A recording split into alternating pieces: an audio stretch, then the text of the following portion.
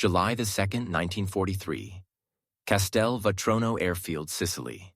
The pilot of the Focke-Wulf 190 never saw the P-40 Warhawk diving from the sun until tracer rounds shredded his fuselage, sending the German fighter twisting toward the Sicilian countryside below.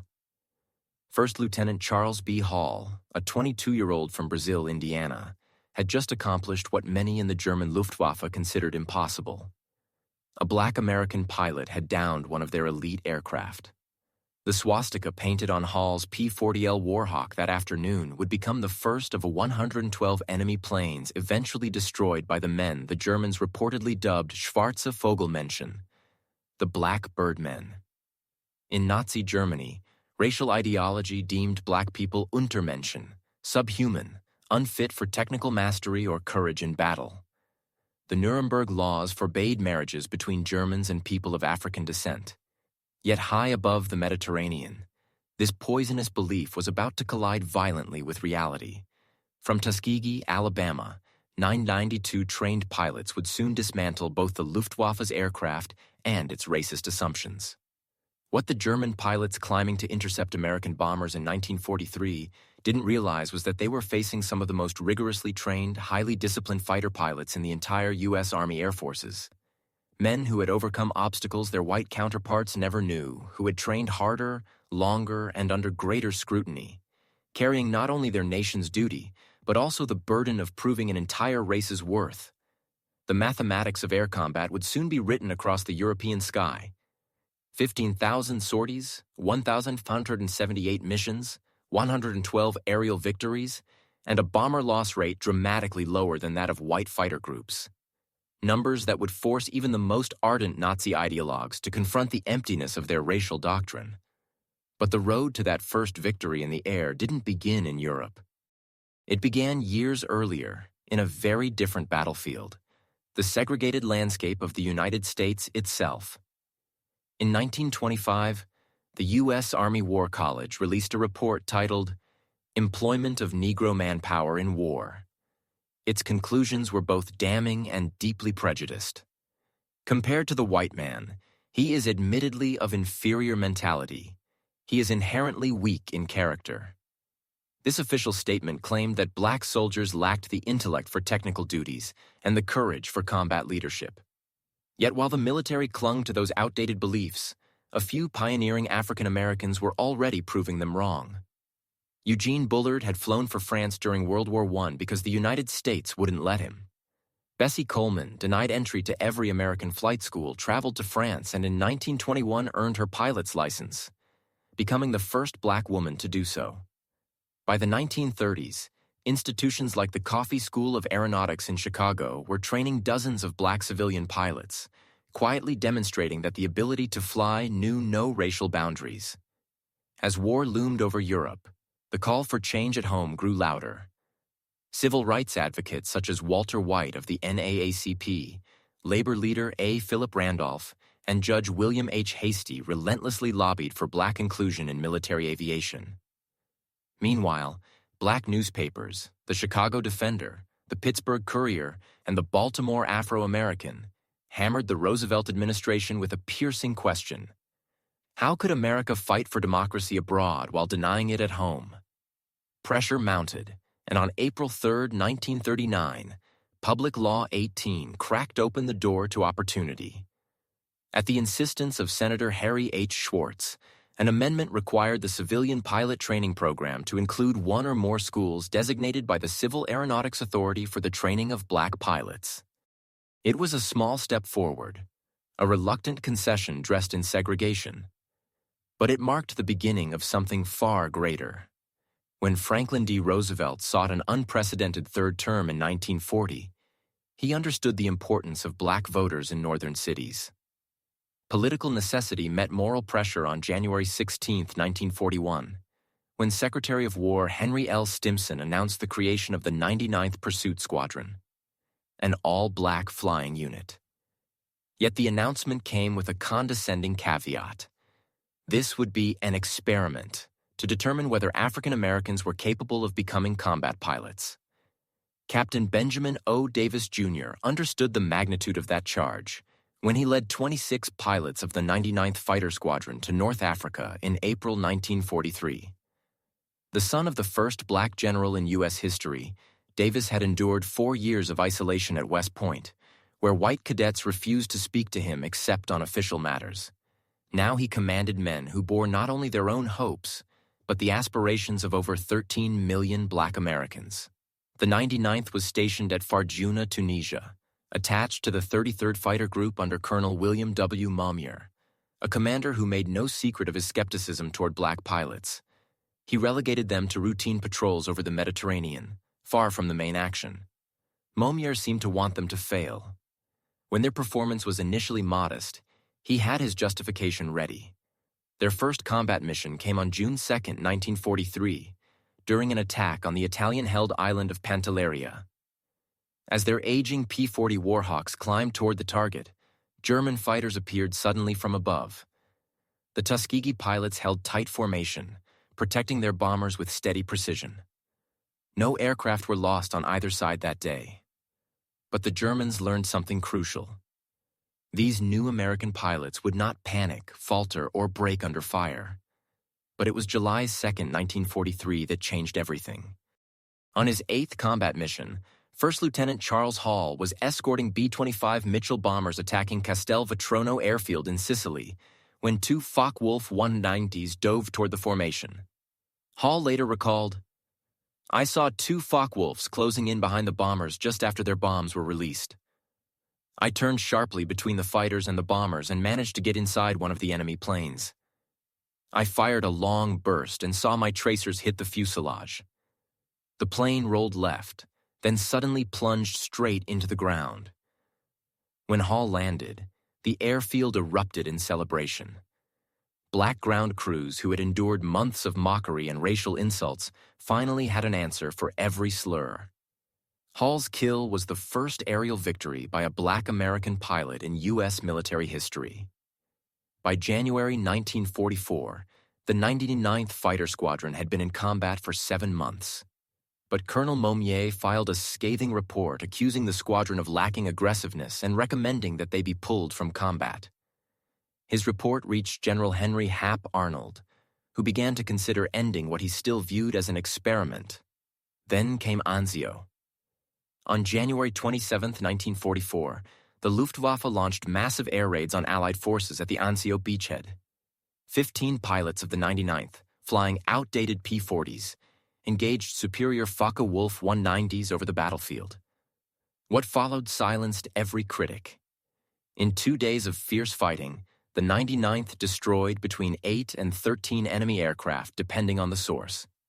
Captain Charles Hall claimed 2 additional victories, bringing his total to 3. In just 48 hours, flying older planes against faster, more advanced opponents, they had shot down more German aircraft than in their previous 7 months of combat combined. The War Department ordered a comparative analysis of the 99th's performance against other P-40 squadrons and found they were performing as well as their white counterparts. The triumph at Anzio proved beyond question that, when given the chance, black pilots could not only fight, they could excel in the skies of war. In May 1944, the 332nd Fighter Group A unit formed by combining the 99th, 100th, 301st, and 302nd Fighter Squadrons received orders that would elevate them from outcasts to legends. They were to join the 15th Air Force as bomber escorts, flying long, perilous missions deep into the heart of Nazi Germany. At Ramatelli Airfield on Italy's Adriatic coast, Colonel Benjamin O. Davis, Jr. assembled his pilots and issued a directive that would define their legacy. "We cannot afford to lose bombers," he told them. "Our job is not to be aces. Our job is to bring those bombers home." That philosophy became the guiding principle of the Red Tails discipline over glory, teamwork over personal victory. In June 1944, General Nathan Twining ordered all fighter groups to receive distinctive identification colors for easy recognition. The 332nd was assigned red, not merely red noses or stripes, but entire crimson tail sections. The sleek P-51 Mustangs with their red tails, red spinners, and red nosebands quickly became unmistakable in the European skies. The first bomber crews to receive Red Tail escorts didn't know who these pilots were. They only knew that these fighters stayed close, never abandoning them in pursuit of enemy kills. Word spread quickly through the bomber formations of the 15th Air Force. If you can get them, ask for the Red Tails. July 18, 1944 would bring the ultimate test for the Red Tails. That day, Colonel Benjamin O. Davis, Jr. led 66 P-51 Mustangs to rendezvous with bomber formations targeting the Luftwaffe air base at Memmingen, Germany. But the mission began badly.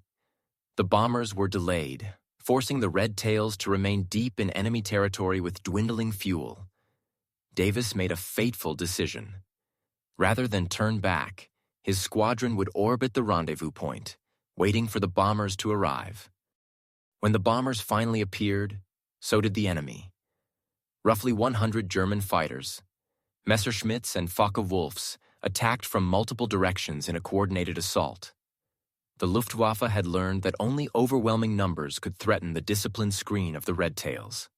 The battle that followed was ferocious. For 20 minutes, the skies over southern Germany became a storm of machine gun tracers and vapor trails. The 392nd claimed 11 to 12 enemy aircraft destroyed, but the bombers suffered heavy losses.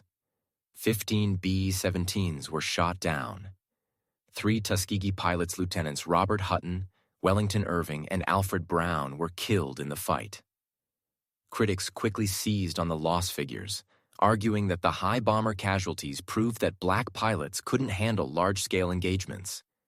But operational analysis later told a very different story.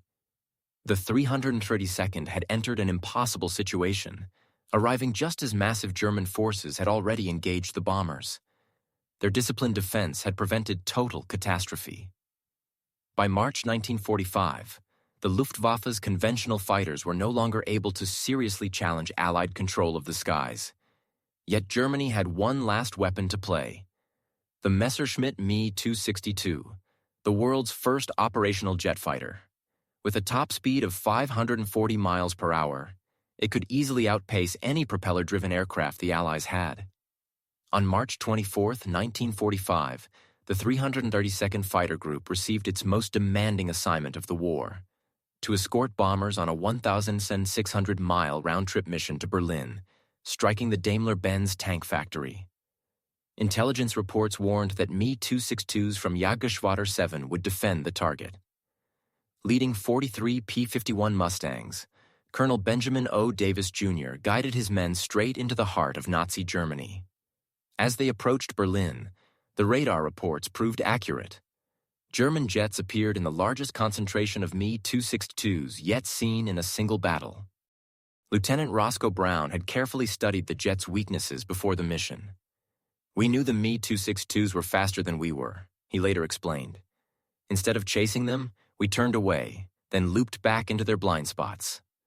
Using that tactic, Brown managed to shoot one down, reporting, "I climbed 15 degrees and fired 3 long bursts from about 2,000 feet. The pilot bailed out almost immediately at 4,500 feet." Lieutenant Earl Lane achieved what many believed impossible, destroying a jet with a 2,000-yard deflection shot using the new K-14 computing gun sight. A third Me-262 was claimed by Lieutenant Charles Brantley. That day, the Red Tails shot down 3 Me-262s, more than most fighter groups destroyed over the entire war. Their achievement exceeded the total number of German jets previously downed by all other U.S. units combined in a single mission. For their extraordinary valor and precision, the 332nd Fighter Group was awarded a Distinguished Unit Citation. Not every encounter between the Tuskegee Airmen and the Germans ended in triumph. Many paid the ultimate price for their courage. Among them was Captain Andrew "Jug" Turner, one of the most skilled pilots in the 332nd Fighter Group. On March 30, 1945, Turner's P-51 Mustang was struck by anti-aircraft fire over Austria. Witnesses saw him bail out safely, but he was never found. Those who survived being shot down faced a different kind of ordeal. Lieutenant Lee Archer, who would become one of the Red Tail's most celebrated aces, recalled that his squadron's greatest fear wasn't German bullets. It was capture. "We all worried what would happen if we fell into enemy hands," he said. Some of us didn't think we'd make it out alive. One of those who did was Lieutenant Lawrence E. Dixon. On a mission over Austria in late 1944, his plane took a direct hit. His remains were not identified until 2018, more than 70 years later. Others, like Lieutenant Alexander Jefferson, were taken prisoner. Jefferson, a reconnaissance pilot, was shot down near Munich and sent to Stalag Luft 3rd, the same POW camp made famous by the Great Escape. When I got there, he later remembered, I expected to be treated like dirt, but the German guards looked at us and said, "You're officers. You'll be treated like other officers." It was strange, surreal. Here I was in a Nazi prisoner camp, being treated more equally by white Americans than I ever had been back home. By the end of World War II, the Tuskegee Airmen had flown more than 15,000 sorties across Europe and North Africa. They destroyed or damaged over 400 enemy aircraft, 150 locomotives, over 600 rail cars, and numerous enemy installations. Their bomber escort record became the stuff of legend. Fewer than 25 bombers were lost to enemy fighters while under their protection, one of the lowest loss rates of any escort group in the U.S. Army Air Forces. Still, the mythology that the Red Tails never lost a bomber wasn't entirely accurate. What was true, and far more impressive, was their unmatched discipline in sticking to their mission. Other fighter groups sometimes abandoned the bombers to chase personal victories. The Red Tails never did. Their achievements could no longer be ignored. Benjamin O. Davis, Jr., promoted to colonel, returned home as one of the most decorated pilots of the war. His calm leadership had turned skepticism into respect, prejudice into proof. By 1946, even the most resistant military commanders had to acknowledge what the Tuskegee program had demonstrated beyond doubt. Given equal training and opportunity, Black airmen could perform at the highest level of skill and professionalism. The experiment, as the War Department had so patronizingly called it in 1941, was now officially over, and it had succeeded beyond all measure. After the war, the Tuskegee Airmen returned home to a nation still shackled by segregation. They had fought for freedom abroad only to be denied its full measure at home. Many were turned away from commercial airlines, grounded not by skill or discipline but by prejudice. Colonel Benjamin O. Davis, Jr. stayed in the service. In 1948, when President Harry S. Truman issued Executive Order 9981, mandating the desegregation of the U.S. Armed Forces, Davis was among the officers chosen to help implement it. The lessons of the Red Tails had become the blueprint for change. Others continued to break barriers. Daniel Chappie James Jr. rose through the ranks to become the first Black four-star general in the U.S. Air Force. Roscoe Brown, Charles McGee, and Lee Archer went on to distinguished civilian careers, mentoring the next generation and ensuring the Tuskegee legacy would not fade. The war had forged more than heroes. It had created a movement. The success of the Tuskegee Airmen helped lay the groundwork for the civil rights movement, showing that equality could not be denied where excellence had already been proven. They had fought two wars at once, one against fascism abroad and another against racism at home. In both, they had shown courage, dignity, and unshakable resolve. It wasn't just a fight for air superiority. It was a fight for dignity. Decades later, when the surviving Tuskegee Airmen gathered at reunions or stood before new generations of pilots, they often reflected on what their struggle had meant. They spoke of the long hours of training in the Alabama heat, the humiliations endured in silence, and the unspoken promise that their excellence would speak louder than hate. They remembered those who never came home, men whose names few outside the barracks would ever know, yet whose sacrifice reshaped history. In 2007, the surviving Tuskegee Airmen were awarded the Congressional Gold Medal, the highest civilian honor in the United States. As they stood in the Capitol Rotunda, their red jackets gleaming under the dome, they represented far more than a wartime unit. They embodied the fulfillment of an American ideal long deferred. One of them was asked what the honor meant after so many years. He smiled and said softly, "We proved that freedom has no color." The skies they conquered were never just above Europe. They were the skies of the human spirit, and the Tuskegee Airmen had soared higher than anyone believed possible.